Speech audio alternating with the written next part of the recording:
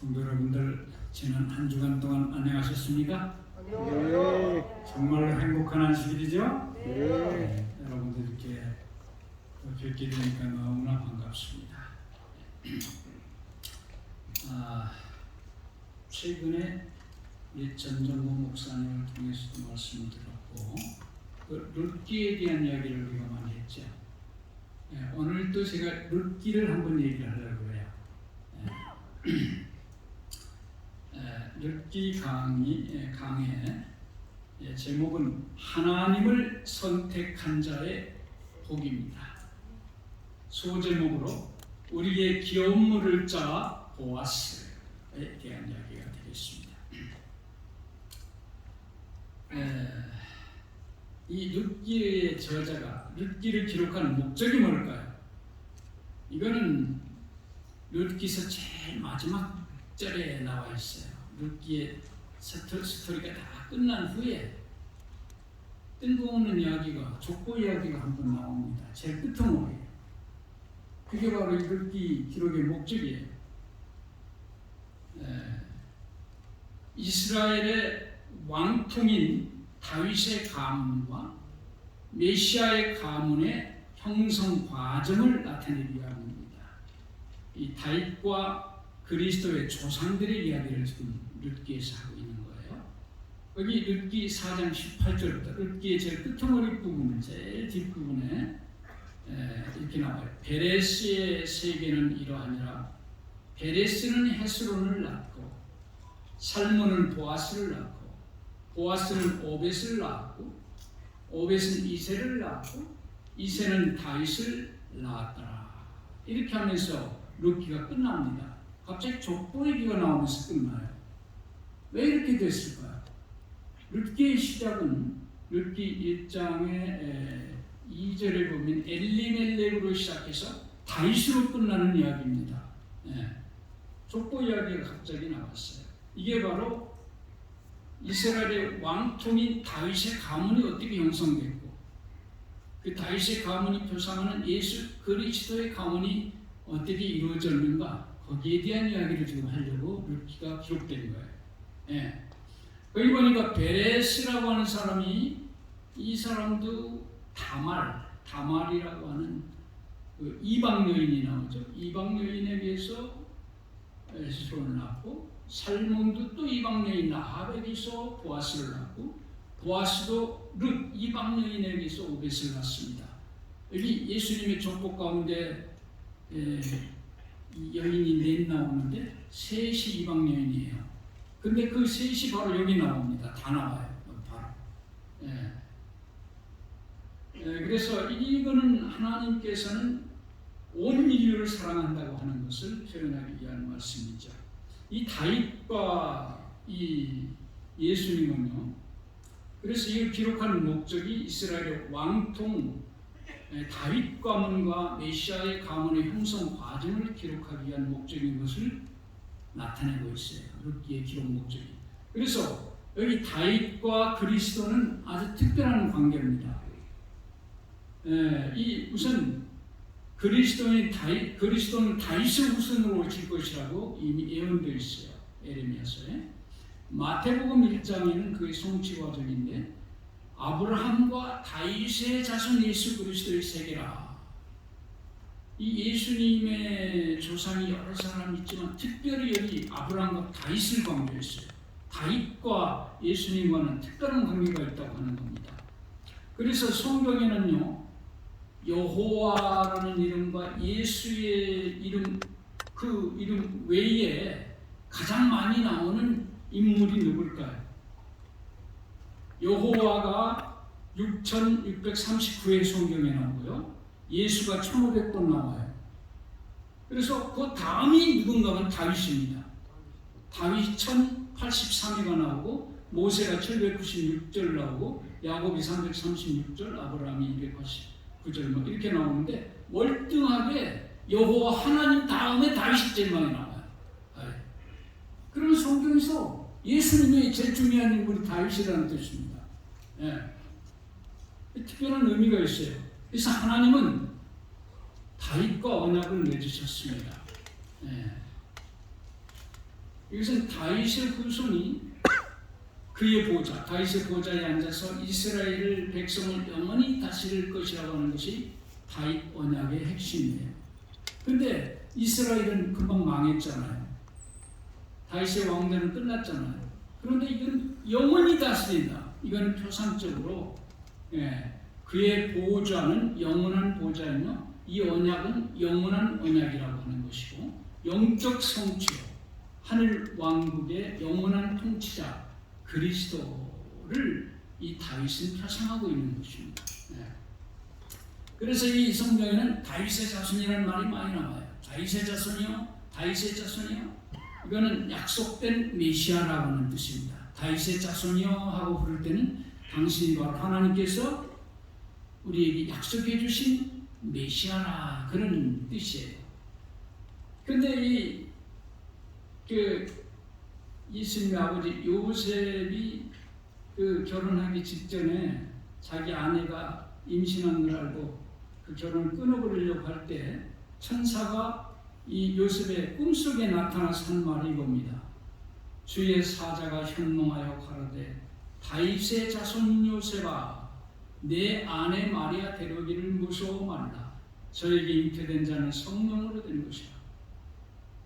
다른 사람도 많은데 하필이면 다윗의 자손 요셉아 하고 이렇게 불러요. 뭐 아브라함의 자손 요셉아 뭐 이렇게도 할 수 있고 유다의 자손 요셉아도 할 수 있는데 다윗의 자손 요셉아. 예수님과 다윗의 특별한 관계를 나타내는 겁니다.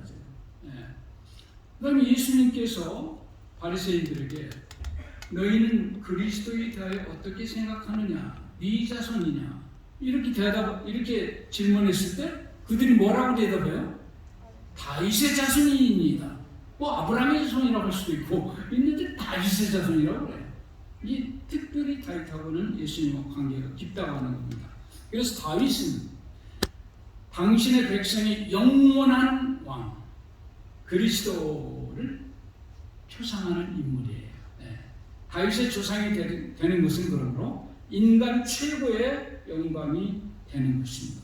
그런데 우리 하나님께서는 왜 이방 여인 룻을 택하셔서 다윗과 구세주의 조상이 되는 그 큰 영광을 그 이방 여인에게 부여하셨는가 이겁니다. 룻기서에 보면 한 두 가지로 요약할 수가 있는데 첫째로는 홀로 된 시어머니의 안락을 위하여 자기를 희생했다고 하는 것이 그 조건이 될 수가 있어요. 효성의 동기입니다. 우리가 잘 아시는 대로 이스라엘의 흉년이 들어서 이 나오미가 자기 남편과 두 아들과 함께 모압 지방으로 피난을 갔지요. 그곳에서 10년 사는 동안에 건진 게 있습니까? 하나도 없어요. 남편과 두 아들을 잃었습니다. 하나님께서 자기 백성을 권고하셨다고 하는 말을 듣고 고향으로 돌아가려고 합니다. 길을 가다가 두 자구에게 권합니다. 너희들 돌아가라. 돌아가서 각각 남편의 집에서 평안함을 얻으라. 이렇게 얘기를 합니다. 그러니까 여인들의 행복의 조건이 남편을 만나는 거예요. 그래서 가정을 잘 이루는 것이 행복의 조건이라는 뜻이죠. 돌아가라 이렇게 해요. 그러니까 끝까지 따릅니다. 그러니까 두 번째 권고가 뭐라고 얘기를 하는가? 거기 룻기 1절로 11절에 쭉 보면은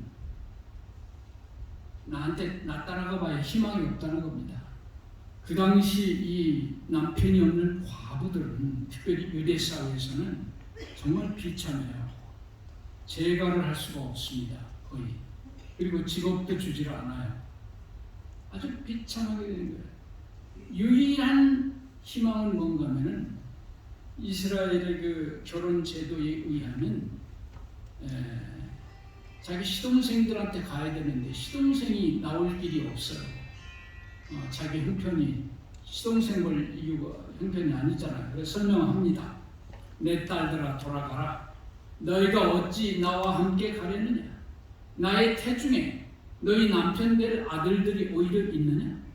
내 딸들아 돌이켜 너희 길로 가라. 나는 늙었으니 남편을 두지 못할지라. 가령 내가 소망이 있다고 말한다든지 오늘 밤에 남편을 두어서 아들들을 생산한다 하자. 너희가 어찌 그것을 인하여 그들의 자라기를 기다리겠느냐? 어찌 그것을 인하여 남편 두기를 멈추겠느냐? 내 딸들아, 그렇지 아니하니라. 여호와의 손이 나를 치셨으므로 나는 너희를 인하여 더욱 마음이 아프도다. 참, 나 따라가 봐야 희망이 없다 이겁니다. 그 이스라엘에서 남편 없이 과부로 사는 것의 그 고통이 얼마나 큰지 알기 때문에 그렇게 얘기를 했어요. 그런데 오르반은 시어머니에게 입을 맞췄다. 입 맞추는 것은 작별의 키스를 말하죠.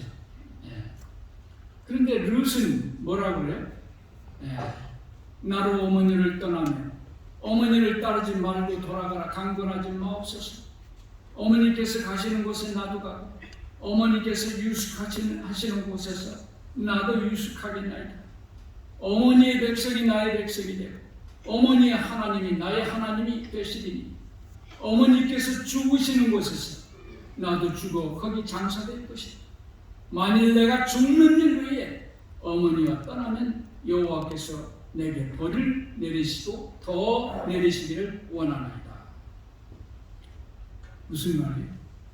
내가 살아있는 한, 숨이 붙어있는 한 어머니 안 떠나겠다. 내가 숨이 끊어진다 몰라도 더 이상 할 말이 없죠. 더 이상 권하기를 멈춥니다. 자기의 시어머니를 따라가면 자기 장래가 어떻게 될 걸 뻔히 알면서 이 시어머니를 위해서 절대적인 희생을 결심하는 이 며느리의 마음이에요. 요새 이런 며느리가 있을까요? 없죠. 요새는 며느리 잘 모셔야 돼요. 잘못 모셨다가는 말을 안 해버리더만 말을 안 해버려. 그러니 꼼짝 못하더만 시어머니가. 아니 며느리가 말 안 하면요 그건 참 죽을 지경이지. 좋다 싫다 말을 안 해. 며느리 무서워요 요새는. 참 룻 같은 사람 참 이 세상에 하나 있을까 말까요?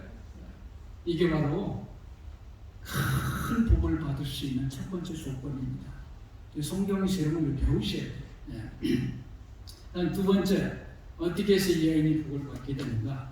자기 민족이 섬기는 우상보다 하나님을 섬기기를 선택했다고 하는 겁니다. 이건 바로 신앙적인 동기입니다. 어머니의 백성이 나의 백성이 되고 어머니의 하나님이 나의 하나님이 되시리라. 이 룻은 단순히 시어머니만을 선택한 게 아니에요. 시어머니의 백성과 시어머니의 하나님을 선택한 것입니다. 그녀는 시어머니의 신앙을 통해서 시어머니의 하나님을 배운 것입니다. 시어머니가 섬기는 하나님이 자기들이 섬기는 신보다 훨씬 월등하다고 하는 것을 깨달은 겁니다. 자기들이 섬기는 모압의 신 그모스보다 이스라엘의 신 창조주 여호와가 월등하다고 하는 것을 그는 깨달았어요.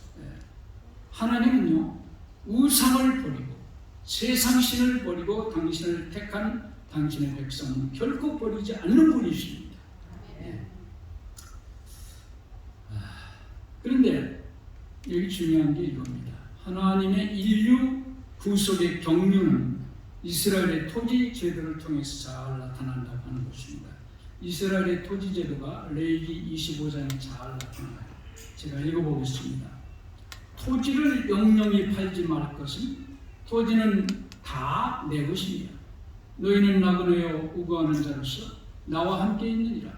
너희 기업의 온 땅에서 그 토지 무르기를 허락할지니 만일 너희 형제가 가난하여 그 기업 얼마를 팔았으면 그 근족이 와서 동족에 판 것을 물을 것이요 만일 그것을 물을 사람이 없고 자기가 부유하게 되어 물을 힘이 있거든 그 판 해를 계수하여 그 남은 값을 산자에게 주고 그 기업으로 돌아갈 것이니라. 그러나 자기가 물을 힘이 없으면 그 판 것이 희년에 이르기까지 산자의 손에 있다가 희년에 미쳐 돌아올지니 그가 곧 그 기업으로 돌아갈 것이니라. 이 이스라엘의 토지 제도의 특징은 물을 수가 있다고 하는 겁니다. 요새 한번 매매 계약이 성립돼서 한번 팔면 아깝다고 다시 바꿔해달라면 해줍니까? 안 해줍니까? 절대 안 해주죠. 절대 안 해주죠. 그런데 이스라엘에서는 그렇잖아요. 물을 수가 있어요. 세 가지 방법 경영으로 해서, 첫째로 토지를 팔았다더라도 근족이 물려주면 언제든지 물을 수가 있습니다. 팔았다 할지라도 자기의 친척, 그걸 혈족 구주라고 해요. 친척이 땅값을 대신 내주면 물을 수가 있어요. 빠꾸할 수가 있어요. 두 번째, 자기가 물을 힘이 있으면 자기가 희년까지 남은 해, 희년은 50년만 한 번씩 돌아옵니다. 한평생에 한 번 돌아올단 말이에요. 희년까지 못 사는 사람도 있어요. 그렇죠? 네. 희년까지 남은 해를 계산해서 값을 주면 물을 수가 있어요. 그러니까 희년이 얼마 안 남았으면 땅 살 때부터 싸게 살 수가 있어요. 희년이 한 49년쯤 남았으면 49년 어치를 사니까, 사실은 정확히 말하면 땅을 사는 게 아니고 그 땅에서 그 희년까지 생산할 수 있는 소득물을 사는 거나 같은 거예요. 그래서 자기가 물을 힘이 있으면 남은 희년까지 그 계산해서 주면 끝나는 거예요. 세 번째는 뭐 친척도 도와줄 사람 없고 자기도 힘이 없으면 희년까지 기다려야 돼요. 기다리면 그 기업을 다시 찾을 수가 있습니다. 그러나 이 둘째, 셋째는 좀 불가능해요. 자기도 망해가지고 있는 입장에 언제 돈을 벌어서 사겠습니까?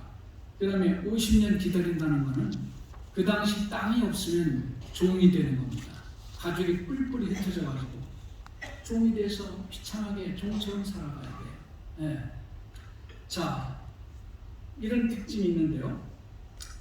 그래서 이 이스라엘의 토지 제도의 의미는 무슨 뜻인가 하면은, 처음에 모세를 통해서 제비 뽑아가지고 자기 지파마다 땅을 얻었잖아요. 그 땅은 영원히 그 지파에게 속한다고 하는 그런 의미인데요. 그것은 토지의 진정한 주인은 하나님이시고, 하나님께서 구원 얻은 자들에게 주신 기업은 영원히 바뀌지 않는다는 것, 즉 하늘 기업의 영원함을 표상하기 위해서 이스라엘의 토지 제도가 있는 거예요. 우리가 예수 그리스도의 보혈로 천국을 얻으면 그건 영원히 다른 사람에게 돌아가지 않고 영원히 그곳에서 우리가 행복을 누릴 수 있다는 것을 표상하는 겁니다. 이스라엘 토지 제도가 그래요. 그래서 이 토지 계약 방법은 어떤 식으로 계약을 하는가 하면은, 일단 이제 내가 잘못돼서 토지를 팔 수밖에 없을 때 이 살 사람한테 가서 토지 값을 정합니다. 값을 정하고요. 그 다음에 그 토지 원주인의 이름을 적고 날짜를 적고, 그 다음에 금액도 거기다 적습니다. 그래서 그걸 두루마리에다가 쭉 적어놔요. 그러고 난 다음에 그때 그 자리에 입회했던 사람들의 인을 여기다 치도록 되어 있어요. 그 모든 거래에서 이렇게 하는데 중요한 거래일수록 이 인의 숫자가 많습니다. 그래서 이 증인들이 도장을 찍도록 되어 있어요. 그렇게 해가지고 한 분은 이제 완전히 이렇게 임봉한 채로 어떤 안전한 장소에다가 이 문서를 보관을 해요. 특별히 대개는 그 토지 어디인가 그거를 보관합니다. 그리고 한 분은 개봉한 채로 매도자에게 주든지 공적인 장소에 이렇게 보관하도록 그렇게 되어 있습니다. 그래서 이 자신이 물을 힘이 있을 때나 그 친족 가운데서 기업물을 자가 나타나서 그 값을 지불하면 언제로 그 땅은 원주인에게 돌아갈 수가 있습니다. 그런데 이게 바로 이제 이 땅의 구속의 경륜인데, 이 최초의 토지 사기 사건이 언제 일어난 줄 아십니까? 요새 토지 사기가 참 많이 일어나요. 남 땅을 갖고 판 사람도 있고, 남 땅, 지 땅 가는 거 가지고. 근데 그걸 또 돈 주고 사는 사람도 있어요. 들기 묻은 것도 안 먹고. 근데 최초의 토지 사기 사건은 언제 일어났을까요? 네? 에덴 동산에서 일어났어요. 하나님께서는 인간을 지으시고 에덴 동산을 아름답게 지어놓으시고 영원히 그곳에서 인간이 행복을 누리고 살도록 그렇게 만들어 놓으셨어요. 그런데 사기꾼이 나타났어요. 사기꾼이 사기를 쳐가지고 인간이 범죄를 하게 돼가지고 그 토지를 뺏기고 쫓겨나게 됐어요. 쫓겨나게. 그때 하나님께서 오셔가지고 여자의 후손을 통해서 그의 십자가를 통해서 토지값을 물어내는 겁니다. 그렇게 해서 뱀의 머리를 깨고 이 땅의 토지를 찾아서 원주인인 우리 인간에게 다시 주겠다고 하는 게 이게 이스라엘의 토지 제도의 기초가 바로 이 창세기에서부터 나오는 거예요. 토지 제도가 바로 이런 개념에 의해서 이렇게 생기는 것입니다. 그래서 이것이 잘 나온 게 요한계시록 5장에 나옵니다. 요한계시록 5장에 보면은 거기 하나님이 보좌에 앉아 계시고 오른손에 7 인봉한 두루마리 책이 있어요. 앞뒤로 빽빽히 기록했는데 그 인을 뗄 자가 없으므로 요한이 막 우는 광경이 나옵니다. 근데 제가 이 신학 다닐 때요, 우리 교수님 한 분이 무슨 세미나를 갔다 오셔서 하시니 한국의 유명한 개신교 신학대학 교수가 요한계시록 5장을 해석을 하는데 기가 막히더래요. 무슨 뜻인지를 전혀 몰라. 이 계시록은 우리가 모르는 책이라고, 이게 해석이 안 됐다고 뭐 이렇게 하면서 무슨 어린 양이 무슨 뭐 인공을 뜯고 놀리면서 놀리는 식으로 이렇게 얘기해. 어린 양이 어떻게 그걸 뜯느냐고 이러면서 전혀 엉뚱한 소리를 해가지고 혼났다는 얘기예요. 여기 이 계시록 5장에서부터 8장 1절까지는 7 인봉한 7인을 떼는 과정인데 이것이 예수님 오실 때까지의 구속 사업의 전개 과정을 표현하는 겁니다. 한 인을 하나씩 뗄 때마다 역사가 진행되면서 마지막 인을 뗄 때 예수님 재림으로써 구속의 역사가 끝나는 거예요. 그래서 특별히 오른손에 7 인봉한 책을 하나님이 들고 계십니다. 자, 그게 바로 구속의 문서. 이 땅의 원주인의 땅 주인의 명단이 거기 있는 거예요. 거기 있어요. 그걸 누군가가 떼야 되는데 누구만이 뗄 수 있어요? 그 인봉을? 예수님만. 땅값을 내준 사람만 뗄 수가 있는 거예요. 예수님만 뗄 수 있는 거예요. 그래서 요한계시록 5장에 보면은 내가 봄에 보좌에 앉으신 이의 오른손에 책이 있으니 안팎으로 썼고 7 인으로 봉하였더라. 또 봄에 힘있는 천사가 큰 음성으로 외치기를 누가 책을 펴며 그 인을 떼기에 합당하냐 하니 하늘 위에나 땅 위에나 땅 아래에 능히 책을 펴거나 보거나 할 리가 없더라. 이 책을 펴거나 보거나 하기에 합당한 자가 보이지 않기로 내가 크게 울더니 이게 무슨 책인데 펼 자가 없기 때문에 물어요. 굉장히 중요한 책이라는 뜻이죠. 장로 중 하나가 내게 말하되 울지 말라. 유다 지파의 사자 다윗의 뿌리가 이겼으니 이 책과 그 7인을 떼시리라 하더라. 내가 또 보니 보좌와 내 생물과 장로들 사이에 어린 양이 섰는데 일찍 죽임을 당한 것 같더라. 누구예요 이분이? 예수님. 어린 양이 나와 보좌에 앉으신 이의 오른손에서 책을 취하시니 책을 취하시니 네 생물과 24장로들이 어린 양 앞에 엎드려 각각 검은 고와 향이 가득한 금 대접을 가졌으니 이 향은 성도들의 기도드리라. 새 노래를 노래하여 가로되 책을 가지시고 그 인봉을 떼기에 합당하시도다. 일찍 죽임을 당하사 각 족속과 방언과 백성과 나라 가운데서 사람들을 피로 사서 하나님께 드리시고 이 인을 떼시는 게 얼마나 좋은지 하늘에서 막 노래가 나와요. 찬양이 나옵니다. 이게 인봉이 떨어지면 구원이 완성되기 때문에 그럽니다. 누가 뗄 수가 있어요? 어린 양이 뗄 수가 있어요. 이 인봉한 두루마리를 낼 수 있는 분은 오직 잃어버린 땅값을 지불하신 당신의 보혈로 그 값을 지불하신 구세주 그리스도밖에는 없는 것입니다. 유일하신 땅을 이 인봉을 뜯을 분은 어린 양 되시는 예수님밖에 없다. 자, 이제 이 2장으로 룻기 2장으로 들어가면 룻에 대한 하나님의 인도하심이 나옵니다.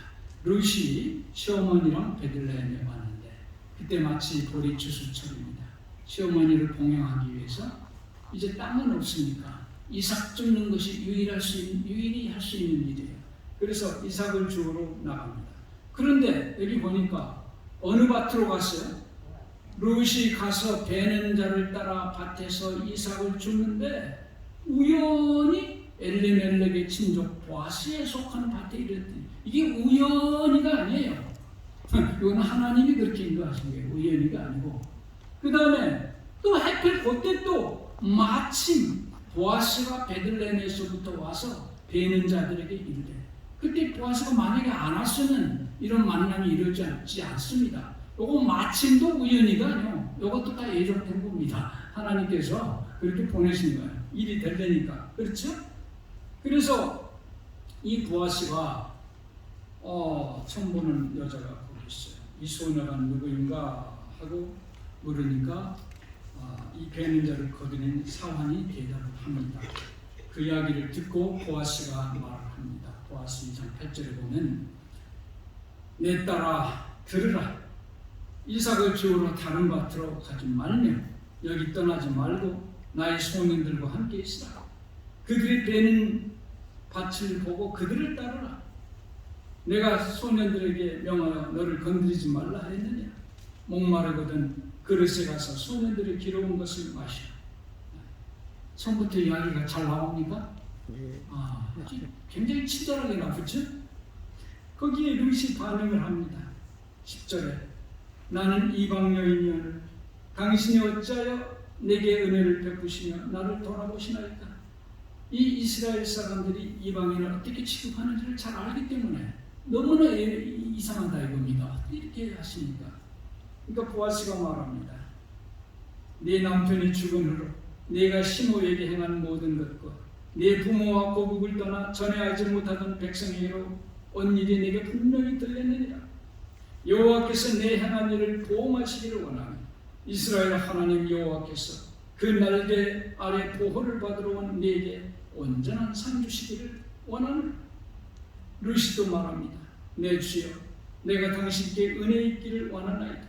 나는 당신의 시녀의 하나와 같지 못하오나 당신이 이 시녀를 위로하시고 마음을 기쁘시게 하는 말씀을 하셨나이다. 그 식사 때가 됐어요. 보아스가 룻에게 말합니다. 이리 와서 떡을 먹으며 내 떡 조각을 초에 찍으라. 곡식 빼는 자는 자 곁에 앉으니까 그가 볶은 곡식을 주면 룻이 배불리 먹고 남았더라. 그리고 이제 떠나려고 할 때 보아스가 소년들에게 말합니다. 그로 곡식 단 사이에서 죽게 하고 책망하지 말고 적당히 베다가 그 주먹에서 슬슬 좀 뽑아가지고 땅에다 버려라. 자, 여기 이제 2장이 이제 보아스하고 만나는 장이고 3장에는 며느리를 위한 시어머니가 이제 또 거듭니다. 이 보리를 이삭을 주소하는데 엄청이 주소온 거예요. 너 누구 밭에 갔냐? 하니까 보아스의 밭에 갔다. 그가 산자와 죽은 자에게 똑같이 이렇게 은혜를 베푸는구나 이렇게 하면서 말을 합니다. 보아스는 우리 친척이 아니냐? 그가 오늘 밤에 타작마당에서 보리를 까불리라. 그런즉 너는 목욕하고 기름을 바르고 의복을 입고 타작마당에 내려가서 그 사람이 먹고 마시기를 다 하기까지 그에게 보이지 말고 그가 누울 때 너는 그 눕는 곳을 알았다가 들어가서 그 발치 이불을 들고 거기 누우라. 그가 너의 할 일을 내게 구하리. 룻이 말합니다. 어머니의 말씀대로 다 행하리이다. 타작하는 날 보아스가 먹고 마시고 기분이 좋아가지고 노적거리 곁에 누웠습니다. 룻이 가만히 보다가 잠든 것을 알고 그 발치 이불을 들고 들어가 누웠어요. 남자가 잠을 자는데 이 여자가 그 이불을 벗고 그 속으로 들어갔다는 건 무슨 뜻이에요? 한참 자다가 남자가 이렇게 몸을 뒤치기도 보니까 한 사람이 탁 걸려 깜짝 놀랐어요. 내가 누구냐? 나는 당신의 시녀 루시오니 당신의 옷자락으로 시녀를 덮으소서. 당신은 우리 기업 물을 자가 되리이다. 이 말은 유대 사회에 있어서는 구원의 행위라고 했어요. 탈무드에도 이렇게 나와요. 당신의 옷으로 나를 덮으소서. 보아스가 말합니다. 내 딸아, 여호와께서 내게 복 주시기를 원하노라. 내가 빈물을 물어나고 연수한 자를 쫓지 아니하였으니 너희의 베푼 인애가 채음보다 나중이 더하도다. 내 딸아, 두려워 말라. 내가 내 말대로 내게 다 행하리라. 내가 현숙한 여자인 줄 나의 성읍 백성이 다 아느니라. 참으로 나는 내 기업을 물을 자는 물을 자가 나보다 더 가까운 친족이 있으니 이 밤에 여기서 머무르라. 아침에 그가 기업 물을 자의 책임을 내게 행하려 하면 좋으니 그가 그 기업 물을 자의 책임을 행할 것이다. 만일 그가 기업 물을 자의 책임을 내게 이행하지 아니하면 여호와의 사심으로 맹세하노니 내가 기업 물을 자의 책임을 내게 행하리라. 아침까지 누울지니라. 그래서 아침까지 누웠다가 이제 갑니다. 갈 때 보아스가 고리를 6번 대어서 줍니다. 6번. 여기 의미가 있어요. 무슨 뜻일까요? 6번은 불완전 숫자입니다. 보아스의 의지를 나타냅니다. 완성시키겠다는 거죠. 일을. 이제 시모가 그걸 딱 보고 난 다음에 말합니다. 그 사람이 오늘날 이 일을 성취하기 전에는 결코 쉬지 아니하리라. 보아스의 의중을 이 나오미는 탁 깨달아 아는 겁니다. 자, 여기 3장이에요. 4장은 기업 물으는 절차를 이루는 보아스입니다.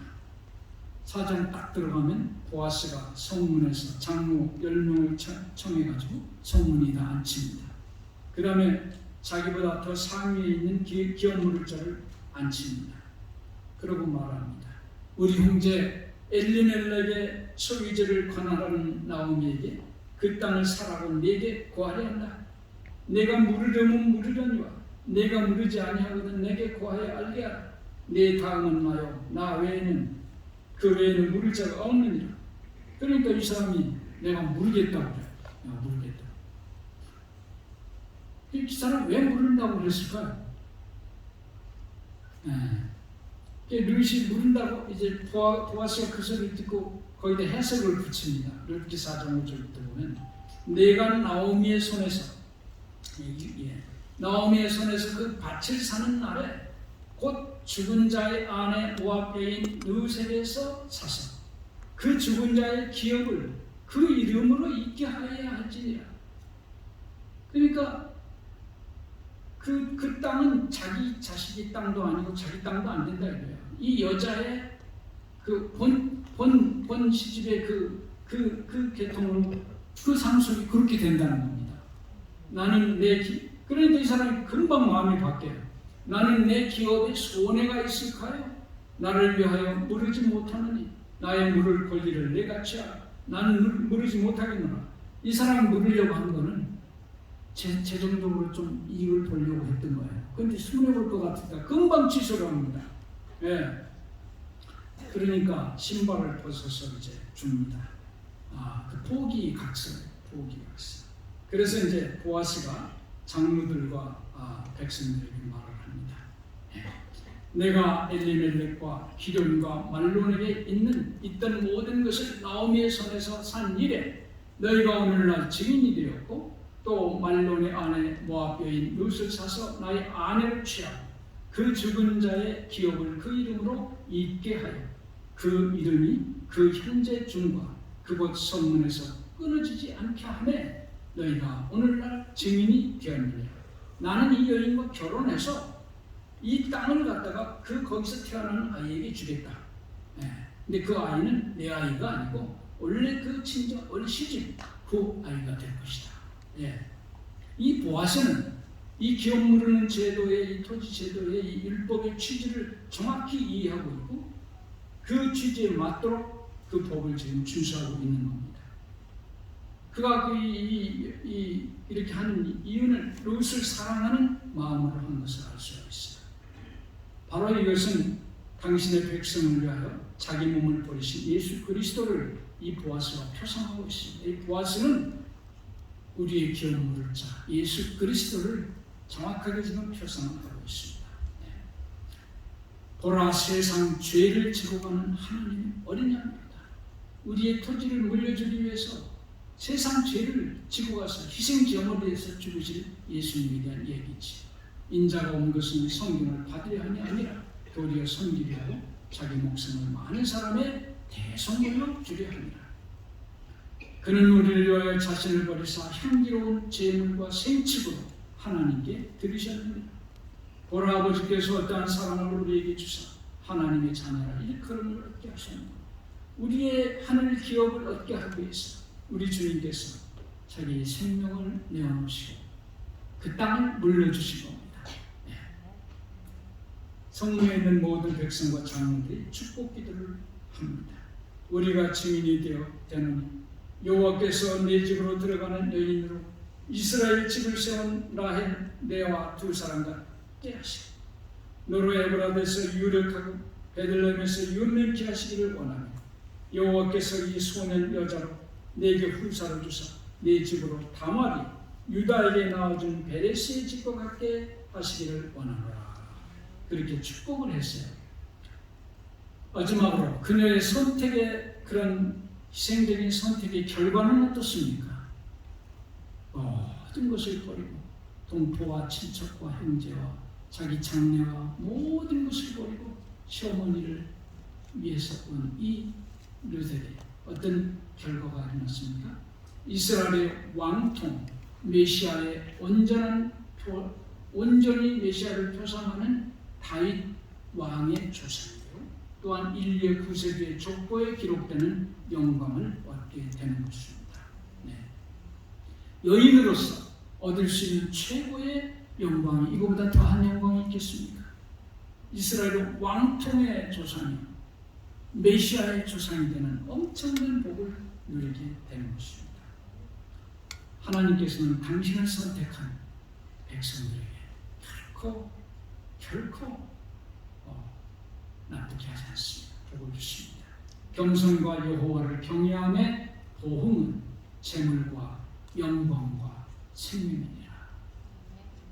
네 하나님 여호와는 자비하신 하나님이시라. 그가 너를 버리지 아니하시니 너를 멸하지 아니하시니 내 열조에게 맹세하신 언약을 잊지 아니하시리라. 결코 당신의 백성을 버리지 않는다는 것입니다. 아멘. 여기 지난주에 어떤 분이 오셔서 일주일 집회를 했죠? 혹시 기억하십니까? 김시영 목사님. 저는 그 어머니를 제가 잘 알아요. 제가 광진교회 신고할 때 그 어머니가 우리 교회에 나오셨거든요. 근데 그 어머니 김시영 목사 정도는 설명하셨지만 40에 혼자 되셨어요. 한참 되죠. 그리고 보령교회 주소에서 대천 역전역교회 조그마한 교회가 있었어요. 그런데 그가 새댁이 막 됐을 때, 시집 막 왔을 때 이웃 우리 교인을 만나가지고 새댁 나랑 같이 내일 교회 좀 가. 그래서 그때 딱 한 번 가서 죽을 때까지 교회를 안 빠졌어요. 네. 1953년 5월 31일 날 김명길 목사님에게 침례를 받았습니다. 그 침례 증서 여러분도 보셨죠? 보물처럼 그 집 가보 1호가 침례 증서. 여기서 우리 침례 받고 침례본 증서 주셨는데 잊어버린 분도 있죠? 그거 잘 보관하셔야 돼요. 가보예요, 가보. 가보를 모셔야 돼요. 네. 근데 그 집은 달마다 제사가 들어오는데 딸들한테는 안 시킨다. 아들한테는 뭘 시켜요? 절하라. 할아버지부터 절하라. 그럼 어머님 뒤에서 뭐라 그래? 다니엘의 새 친구를 생각해라. 끝까지 절하라. 그 농촌에 아침에 그 바쁠 때도 아침 예배 절대 안 봐줍니다. 아무리 바빠도 아침 예배를 드리는데 그것도 약식으로 하는 게 아니라 장미 사절까지 있는 거 다 하던데 본문 낭독 한 번도 거리지 않고 다 읽고 그러고 기도하고 그렇게 믿음으로 자식들을 키웠어요. 그 그 어려운 가운데 과부가. 그런데 결과가 어땠어요? 이 큰아들은 우리 부가택주의 지회장입니다. 그 다음에 그 둘째 아들 김시화 목사. 김시화 목사는 이렇게 착한 분이 있더라고요. 그 김시화 목사가 동생이고 이 양반이 형이에요. 그 양반은 출정학회장까지 하고 참 오래 은퇴했습니다. 이 두 아들이 우리 교회 기둥이 됐어요. 그 연약한 여인이 하나님을 선택해 그 참 이보가 강한 집에 돌아가지고 그 여인 하나가 아들이 잘 키워가지고 이렇게 훌륭하게 됐고 그 어머니는 80몇 세인가 보네 행복하게 사시다 돌아가셨습니다. 여러분 하나님께서는 고통 가운데 있지만 하나님을 선택한 당신의 백성을 결코 버리지 않습니다. 아멘. 반드시 복을 줍니다. 물론 그 전에는 어려움도 있고 시험도 있습니다. 그러나 끝까지 이기는 자에게는 반드시 복을 주십니다. 이 르시 받은 이 복, 이것은 하나님을 택한 모든 자들이 받을 복의 표상인 것입니다. 여러분 룻처럼 복 받기를 원하시죠? 룻과 같은 선택을 하시기를 바랍니다. 기도하겠습니다. 하늘에 계신 아버지 은혜를 감사합니다. 룻의 그 놀라운 희생, 그러나 그는 인류의 어떤 여성이 받을 수 없는 큰 복을 누린 것을 우리가 보았습니다. 아버지, 하나님은 당신을 택하고 당신을 위해서 끝까지 충성한 자를 결코 버리시지 않으십니다. 그 룻의 복을 다 누리는 당신의 백성들 되도록 은혜 내려주시고 행복한 안식이 되도록 도와주시옵소서. 예수님 이름으로 간절히 기도합니다. 아멘.